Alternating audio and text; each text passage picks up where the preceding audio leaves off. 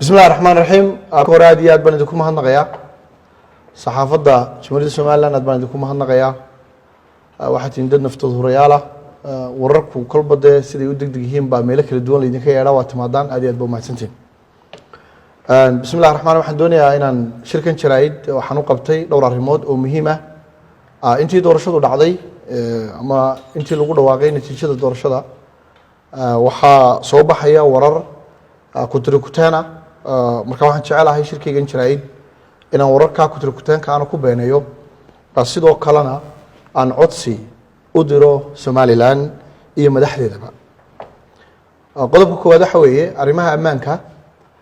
tan iyo intii ay soo baxday in labada xisbi ee mucaaradkii ay sameeyeen guddiyo ka wada hadlaya sida ay isu xulafaysanayaan labada xisbi waxa suuqa galay in taageerayaashayda iyo anigu baanu abaabulayno mudaharaadyo runtiina habeenadii tagay oo dhan waxaa nala soo xiriiriyay dad kala duwan waxaa warar naga soo gaarayeen laamaha ammaanka waxaana lalahaa waxaa abaabuleysaan kacdoon ama mudaharaad waxaan doonayaa halkan aan ka caddeeyo anigu iyo taageerayaashayduba waxaanu nahay qaar wax dhisa ma nihin qaar wax dumiya magaaladan aanu jecel lahay ee Hargeysana lama doonayno buuq lama doonayno rabshad lama doonayno mataqaanaa wax allayaalo wax foolxumo keeni kara taageerayaashaydana waxaan ugu baaqayaa qof kasta oo aniga codkiisa siiyay oo aan jecelahay oo aan abaal ugu hayo waxaan ka codsanayaa inuu beenayo wararka kutirikutaanka waxaan ugu baaqayaa oo ka codsanayaa inaanu sameeyo wax inaga xumeyn kara oo inaga fool xumeynaya guushii taariikhiga ahayd ee aynu gaadhnay marka anagu xaasha lilaahi anigu ma ihi mid waxa gala ama abaabula sidoo kalena taageerayaashayda gobtihi qof quraato oo kamida oo aniga ila soo xiriiray oo ii sheegay inuu mudaharaad abaabulayo isna ma jiro si marka aan taa u beenayno imaka saacada la joogo oo qof walba arki doono waxaan idin sheegayaa inaanay wax allayaalo wax ka jira aanay jirin dhaqanka malihin waxaanu leenahay dhaqanka wax dhisa waxaanu ka soo horjeednaa dhaqan kasta oo ammaanka wax yeelaya ama wax duminaya dadka sharfan ee aniga codkooda siiyay aan abaalka ugu hayo iyagana waxa gaadhay warar beena oo ah Cabdikariin Axmed Moogihi aad doorateen wuxuu ka tanaasulay wixii aad u doorateen taageerayaashayda dadkii codkayga siiyay Somaliland oo dhan waxaan u sheegayaa anigu isumaan sharaxin inaan ahaado oo kaliya mudane golo deegaan oo kaliya isumaan sharaxin maalintii ugu horeysay ee aan ku dhawaaqay inaan musharaxahay waxaan sheegtay doonistayda iyo rabitaankayga waxaan raaciyay waxaan wax ku rabo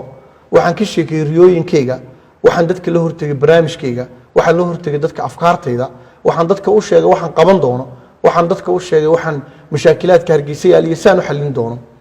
iyagoo dadku kuwa ka jawaabaya waxay dadku codka 26,299 ka siiyeen inaan magaaladan maayar ka noqdo kama noqon karo go'aanka keligii malihi cili iima go'aamin karto ilaa halka ugu dambaysa waxaan u taaganahay oo u sharaxanahay inaan noqdo maayarka magaaladan aan jecelahay dadkayga ay doortayna Cabdikariin Axmed Mooge magaca kumay dooran inuu yiri ii doorta mudane golo deegaan kumay dooran dadka tirada leh waxay codkii ii siiyeen inaan magaaladooda maayar uga noqdo oo la xalliyo mashaakilaadka faraha badan ee magaaladan ka jira sameeyana Hargeysa cusub oo ka duwan Hargeysada maanta taas markaa go'aankeeda maalintii la sheegay codadka aan helay iyo Hargeysa saan codadka uga kala helay codad taariikhi oo dad ay uga yimaadeen qurbaha say codka ii siiyaan qaar gobolada kale uga yimaadeen oo ay xitaa arintu dhaaftay Hargeysaba oo Somaliland oo dhan maadaama magaaladan tahay caasimad reer Soomaaliya oo dhan ka dhaxaysa codkoodii baa la igu doortay aniguna ma ihi nin dadkii doortay hanjabin kara oo sameyn kara waxaanay doonayn waynu doonaynaa waynu u taaganahay kamaynaan tanaasulin marka warka labaad ee beenta ah ee dhigiina soo gaarayna iyadana maanta ma maqla warkaas waa been wax tanaasul ayaan sameeyay ma jirto idinkan wax idinku ahay sharaftiini iyo karaamadiini baan huwanahay sidaasaan markaa ku ahay qof hogaamiye ah oo flowers leh oo dadka madaxda uu yahay dadka taageerayaba si mas'uuliyad ku jirto markuu go'aamada qaadanayo oo qaadanaya go'aankuna waxa weeye inaynu wali doonayno u taaganahay rabno inaynu magaalada Hargeysa ka noqono maaya arrinta saddexaad waxa weeye maalintii hore hadlayay waxaan codsaday waxaan sheegay in shacabka reer Hargeysa ay direen fariin dadban fariin ah qofka ay jecel yihiin inuu magaaladoodan maayar uga noqdo waxaan sidoo kale codsaday madaxda qaranka waxaan ka codsaday in la ixtiraamo doonista iyo rabitaanka shacabka Hargeysa waxaan sidoo kale codsaday codadka faraha badan dadka keeneen in madaxdu ixtiraamto sidaas la mid ah waxaan maanta u dirayaa baaq madaxweynaha jamhuuriyadda Soomaaliland waa madaxweynihii qaranka waa odaygii Soomaaliland shacabka Soomaaliland maanta inuu ixtiraamo oo doonistooda uu aqbalo oo uu yeelo waxa dadka reer Hargeysa intooda badani ay rabaan waxaan ka filayaa madaxweynahayga inuu aqbali doono arrintan meeshan taala ma aha arrin aniga igu saabsan waa arrin ku saabsan rabitaan shacab waxaana sharciya waxa shacabku doonayo marka waxaan rajaynayaa madaxweynaha gaar baan la soo baxay inuu ixtiraamo doonista iyo rabitaanka shacabka baaqaasan u diraya waxaan ka filayaa madaxweynahayga inuu baaqa naga aqbali doono insha Allah taala sidoo kale walaaladayda aan u hambaliyeynayo marka aniga la iga reebo 17 xildhibaan 17 mudane ayay sidoo kale Hargeysa dooratay ninba codku doono ha ku soo baxee dhamaantood xagga sharciga marka eegto maanta marka la geeyo maxkamadda ee uu soo baxo dhawaaqa